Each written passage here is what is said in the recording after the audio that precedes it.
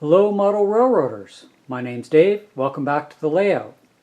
Have you ever had one of those situations where to do something you have to do 3 other things before you can accomplish what you really want to do?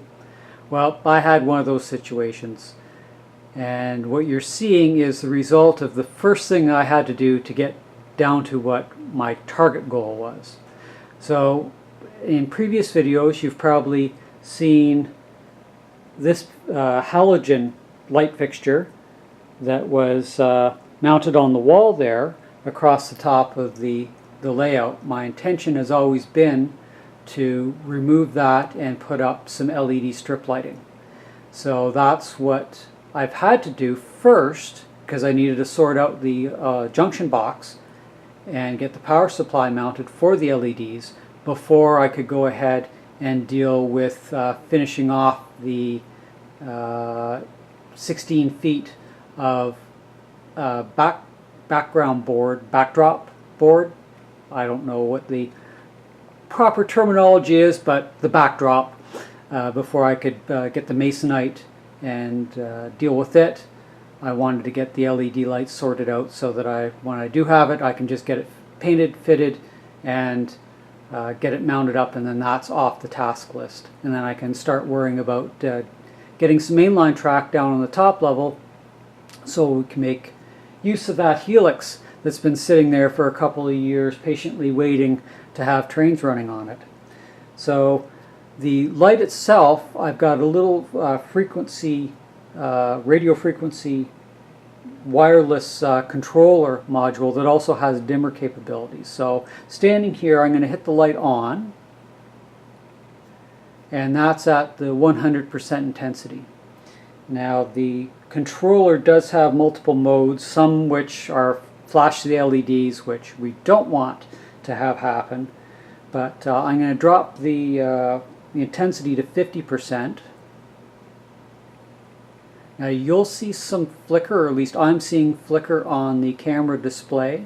Visually I'm not seeing any flicker at all. That's at 50% and that's at 25%, and the remote can also adjust, or I could hardwire it directly without the remote right into the power supply and it would be at 100% intensity. Now there is a slight whine. I don't know if you can hear it through the mic or not, but when I turn the light to 100% intensity, that will go away.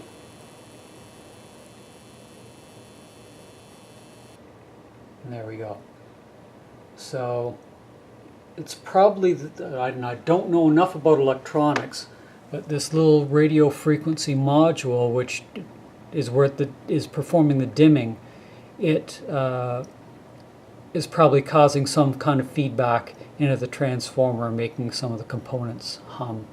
But I don't know whether I'll use it or not, but for now it was only like $4 more when I bought the LED or the power supply.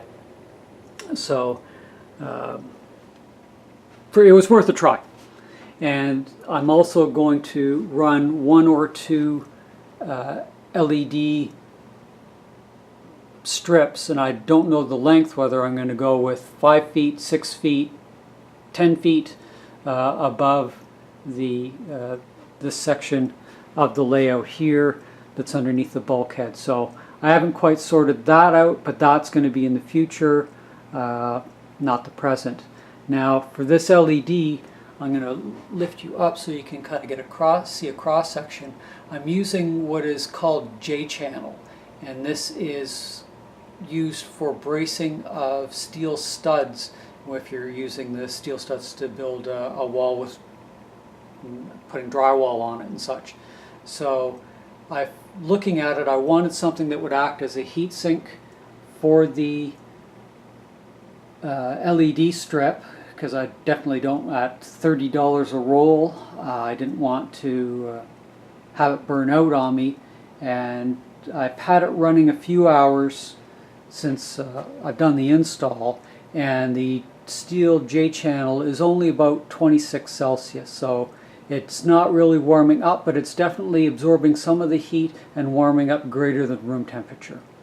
Now, I did discover that like when you're standing right below it, you can see the LEDs, but just using this about 1.5 inch bit of Pico instructions, if I actually put that up, you can no longer see the LED lights even when you're right underneath at the edge of the layout. So what I'm planning to do is ripping down some masonite into about 1.5 inch strip and either screwing it into this section of the J channel or hot gluing it on. I haven't decided what, but I do believe I'll put just a little strip of masonite up there just so that when you're standing under it, you're not getting on the light. And that's what I wanted to do, was the goal is to angle the LED so that it's pointing at the layout itself and not straight down so that you're not catching it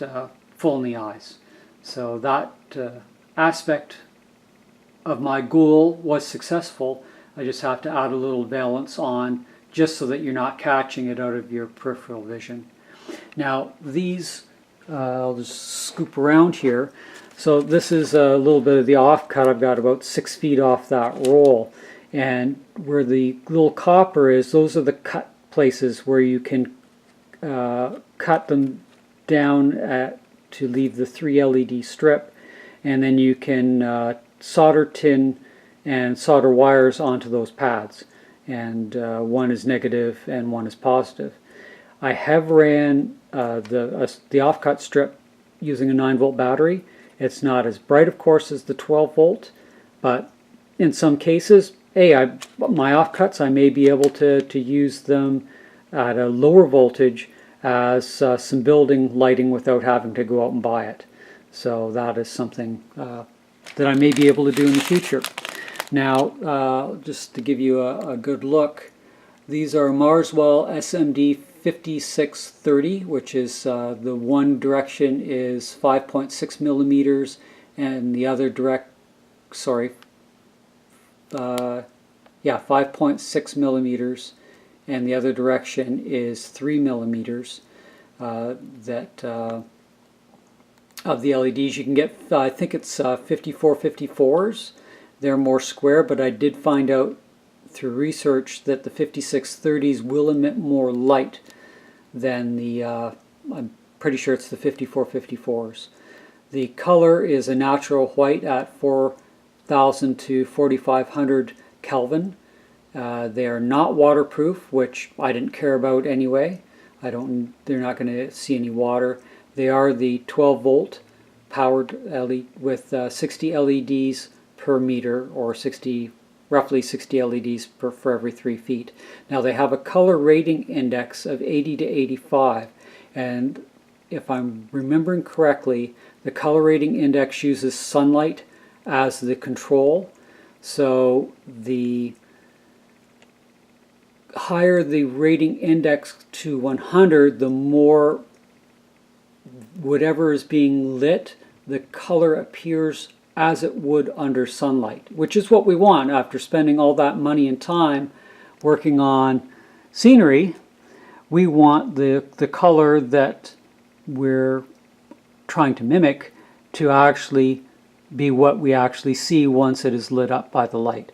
So that is a little bit of information there. What else I've had to do? Well, I've taken my remaining fluorescent replacement bulbs and I've laid them roughly out on the layout to get an idea of where I'm going to have to mount them, because this plays into the seam block that I want to do on this stretch of the lower level from about where that box is down through everything down to about where I've got that piece of cardboard ending there, pretty close to the tracks. And I needed to figure out where the lights were going and how much overlap I could have where the light fixtures are going to go, so that I could properly mount things and not have any dead zones. So that of course can't go up until I build the last bit of framework to span this 10-foot gap. So that's the goal this week, is to go buy some wood. I've already got the plywood cut for the upper level. It's just the 1x4s to frame in